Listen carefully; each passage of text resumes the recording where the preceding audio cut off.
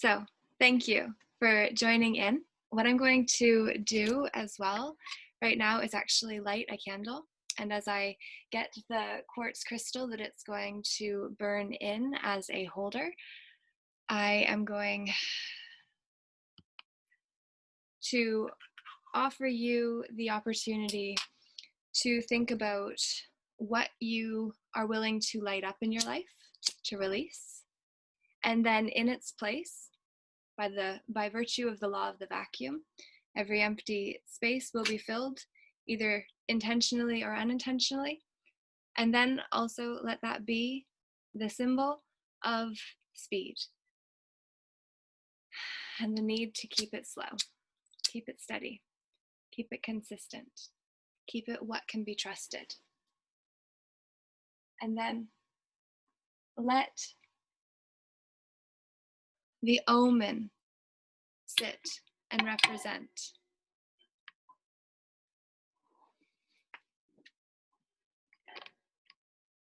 goodness, represent our divine nature, to represent what is possible when we come back to ourselves.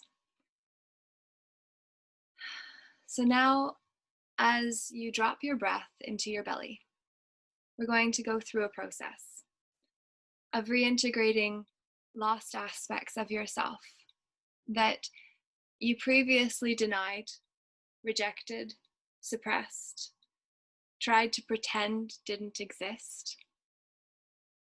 We're going to go into your inner kingdom and actually find those parts of yourself. And we're going to listen to the triad wave frequency at the same time, because this is the heart's natural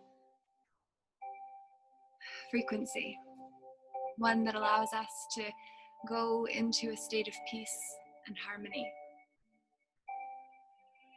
one that allows us to come back to the peace of the moment, where peace only ever can be, right here where we are. And so as we are here together, I'm going to encourage you to go into your inner kingdom, to cross the bridge, the drawbridge over the moat that kept you separate safely from those who may previously have hurt you, that you feared would or could.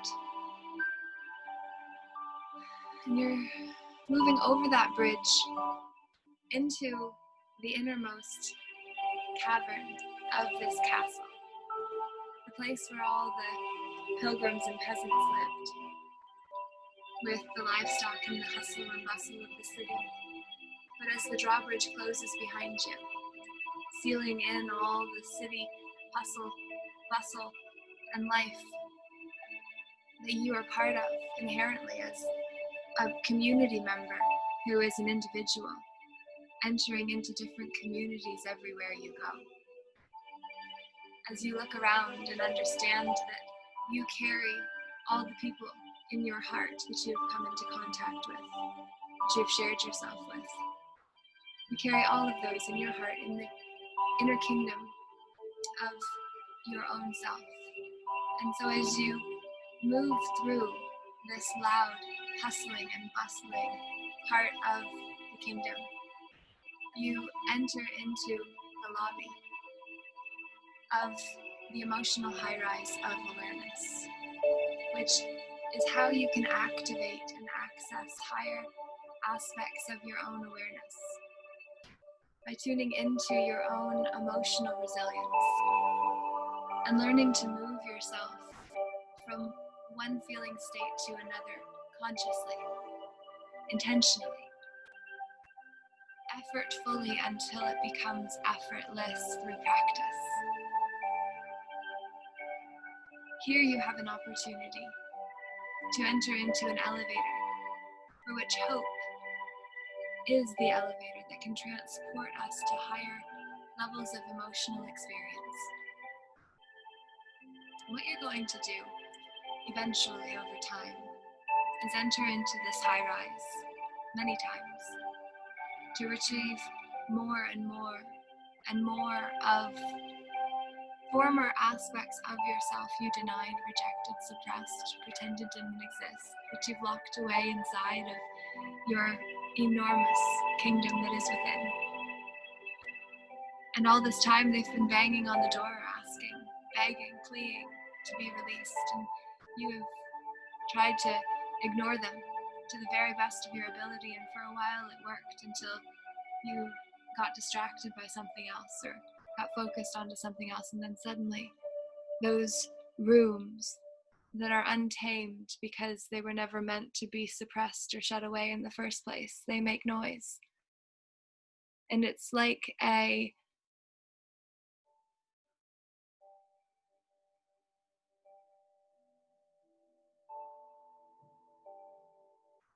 the heart song starts over. We're at the beginning again. We're at the beginning of a new wave. We're riding that new beginning. I went from one frequency to a new frequency, and my thought process was interrupted as a result of that.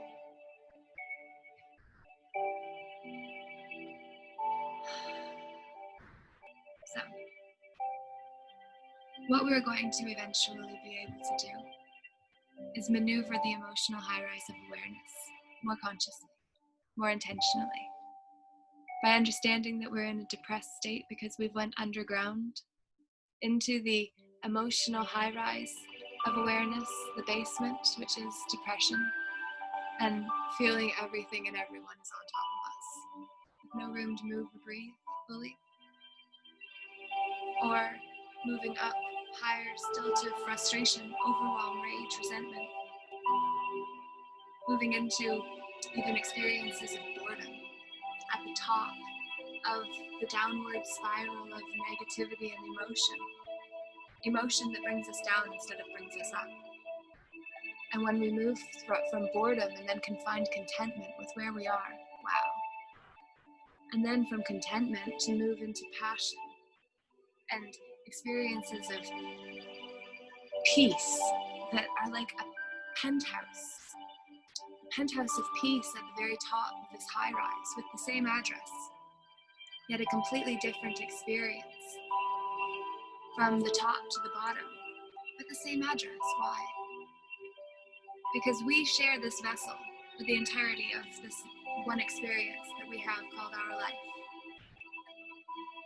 And now what we get to do is go into this inner kingdom to find the parts of ourselves that we denied first, or that are crying out the loudest to be brought back into who you see yourself to be now. And first, the best thing for you to do is offer yourself compassion to who you are now. Be compassionate for having that part of you trapped and suppressed all that time. Be compassionate towards yourself for not understanding yourself better. And understand we all do the best we can until we know better, and then can do better.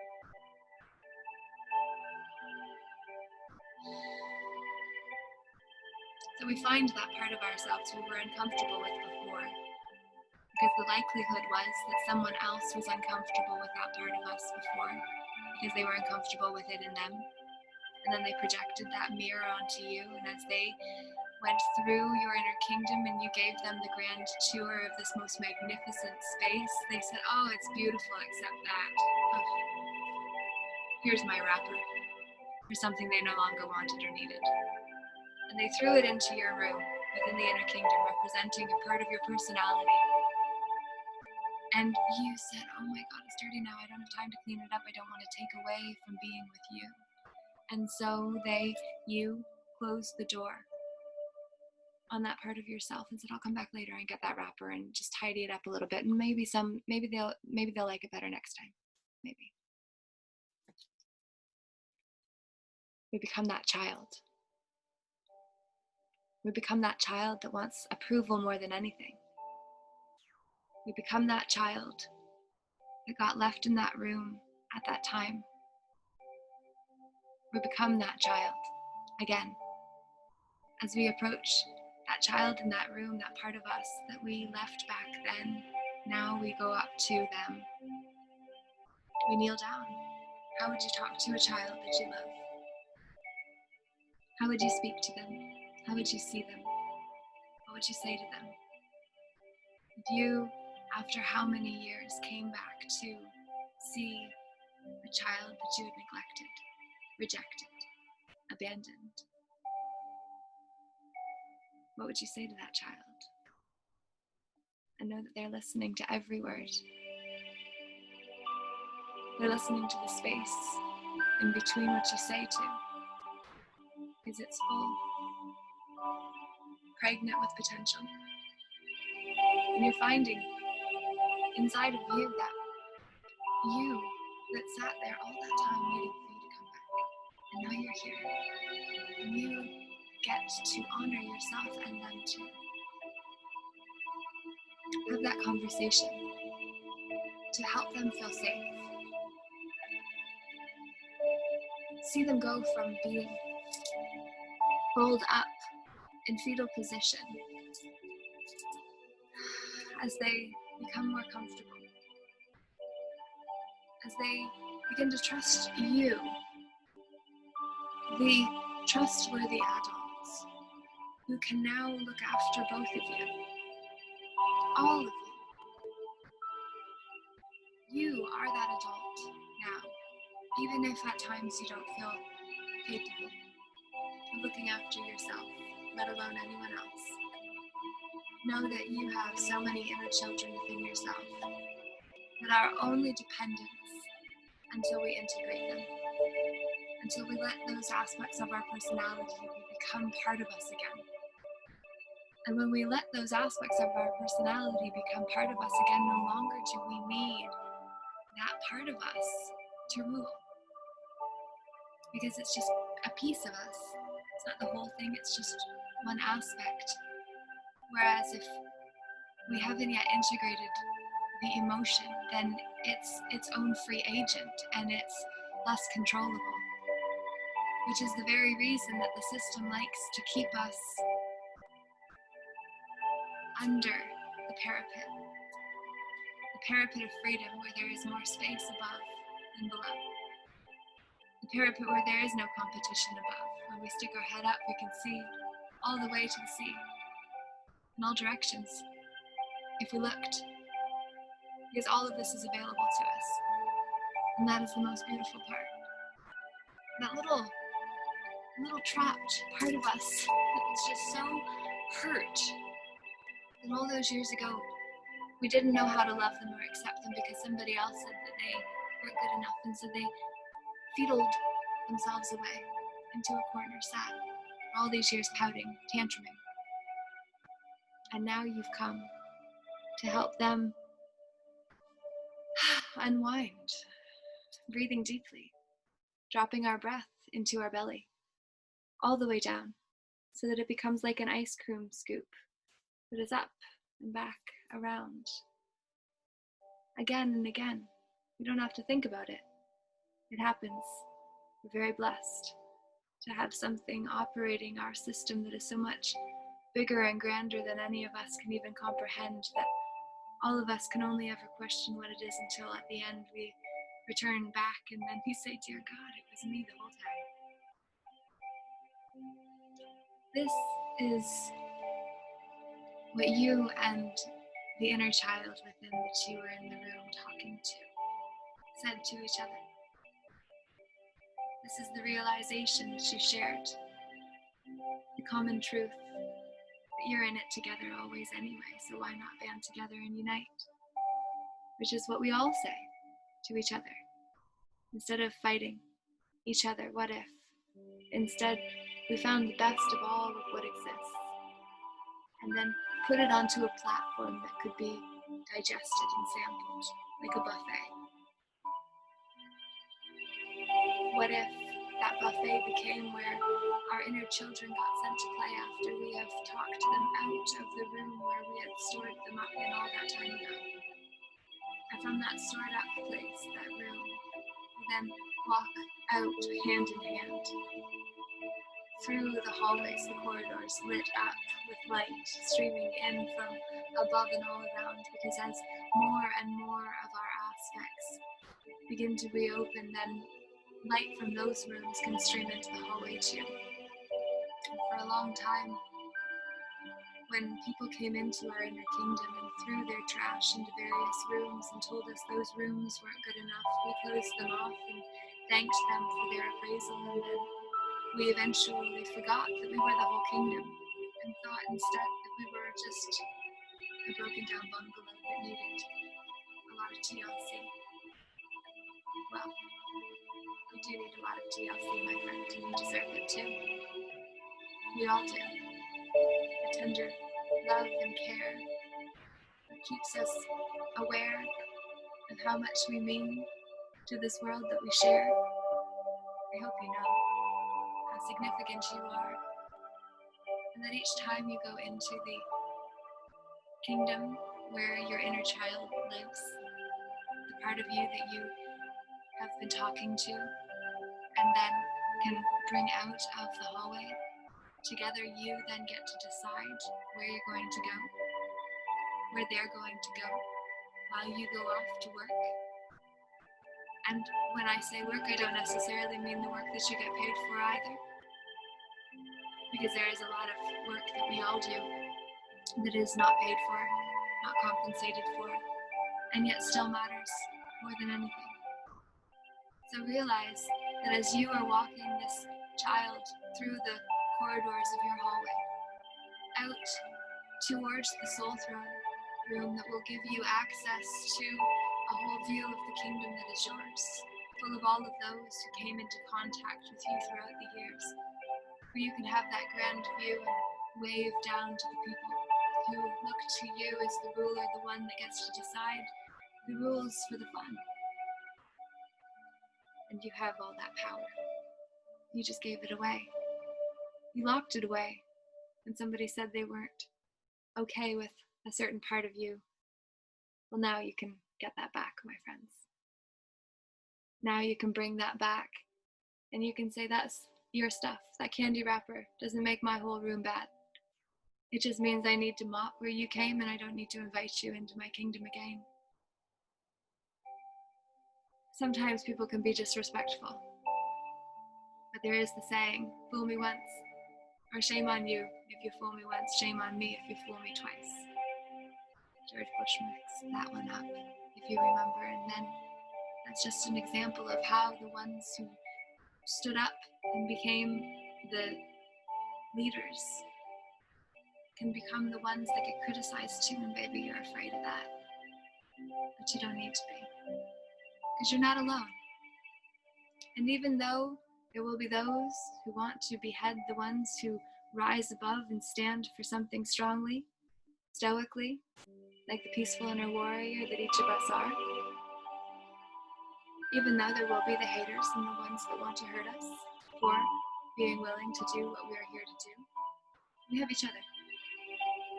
We have each other. We can unite in the We Too movement that is not only a gathering of us together, but is also a gathering of all of those parts of ourselves within the inner kingdom that you get to, each time you go in and retrieve a new aspect of yourself using that same process. Then you get to send them off to play too. And when you do, when you send them to a place that makes you and them feel safe too, that's fun. And that joy that radiates from a happy soul then becomes part of the energetic signature you share with the world, because you've brought more of you back into the now moment of the present. And it's a gift to us all, so thank you. Thank you for doing the inner work. Thank you for being willing to find the parts of yourself that previously someone else's BS made you feel weren't enough. And now that you know better, you can reintegrate those parts and find the story that wasn't yours in the first place too, and change it, rewrite the script. And what you do is far more than just for you, you know? You do the work for 7 generations forward and back too. Did you know that all the work that you do transmutes the energy of that story for us all too? All of it is so much bigger than any of it. And yet any of it is required to create all of it. So all of it matters. Any of it matters. Words matter. They are the wands. They are the wands that write your life. So as we close off a process of going in to find the parts of you didn't think were divine because someone else didn't have the time to understand you, you get to know you can use this process anywhere you go. So I hope that it was useful to you in being able to let the energies move through you. And next time you have an emotional outburst or reaction, recognize that it is simply one of the ones inside who are ready to be released. So let them flow, let them be, let them go. You don't have to hold them on anymore. You don't have to be so strong all the time, outwardly. It is just simply about developing and building that inner resilience that you're already doing by simply showing up, by tuning into something that could be good for you.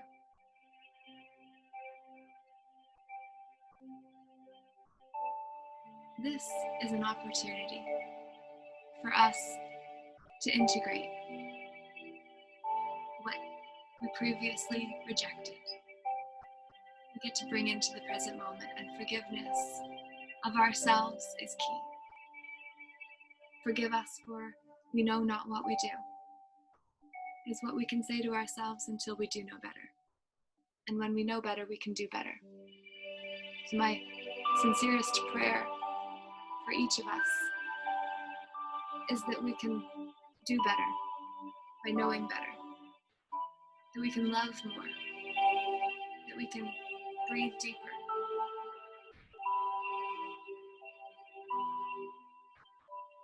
we can take a space, we can take a pause, we can take a second to catch our breath, and breathe ourselves back into the present moment. That we get to see the free aspects of ourselves we've already retrieved, simply because we know the process and can set the subconscious to go do it for us. So recognize the process that we went through today, even though it may not have necessarily seemed like a process at all. It was actually one that you can use anytime, and then imagine all of those parts of you that you find become like the cows in the pasture, who are playing and doing as they please, completely free and not going to be sent to the slaughterhouse either. Unless we stay sheep. And sheep ultimately are warned forever of the wolf, when it is actually the shepherd that eats them. So we have to know that as our awareness grows, we have to ask better questions, more questions, deeper questions. We have to listen to the answers that are given, both in what is said and, more importantly, in what is not said. Most of our communication is unspoken. It's verbal. It's body language. It's tonation. It's spacing. It's all of the things that go into what is when it shows up in the moment. And we are the ones that get to decide what all of these things mean to us and for us, and what we're going to do with those things. And we have to understand that when we feel uncomfortable with something, oftentimes it's just that old story that wasn't maybe ours in the first place. Or maybe it was. We just didn't know how to handle all of us, all of our magnificence. We were this magnificent universe, complete and whole into and onto ourselves, And we were born to people that didn't understand us, because how could they understand a planet when we've lived on Earth the entirety of our species' existence and still don't understand her? So how could we possibly understand ourselves? And how can we expect anyone else to know us better? These are the things we can bring with us when we go in to find the aspects of ourselves we denied before, and now get to say, hey, come play. You go play. Freely. Do your thing. And know that I'll pick you up at the end of the day and we'll talk about it. So that no longer are we just absconding our responsibility when we do the work, because that inner child was so afraid of being abandoned before.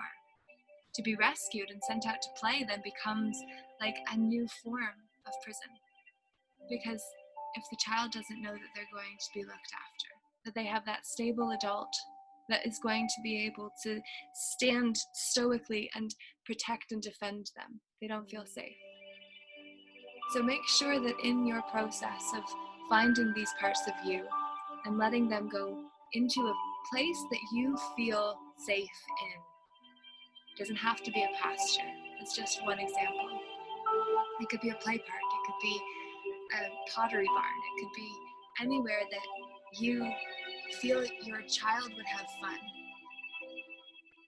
And then you are going to pick that child up at the end of the day. You're going to have that relationship with yourself. You go and you find her or him, and then you hold their hand and you talk about what happened. You talk about your day. And then you put them to bed, and you wake them up and you put them out to play again the next day, and then you sit on the throne. This adult version of you that is so powerful. This version of you that chose to find your way here, now to hear the message of your own empowerment, the remembrance of your greatness. You who found your way here into this moment is who gets to sit on the throne, regardless of how amazing you feel yourself to be now or not. Matters not. It matters not at all. What matters is our willingness to be ourselves through the process of coming back home to ourselves.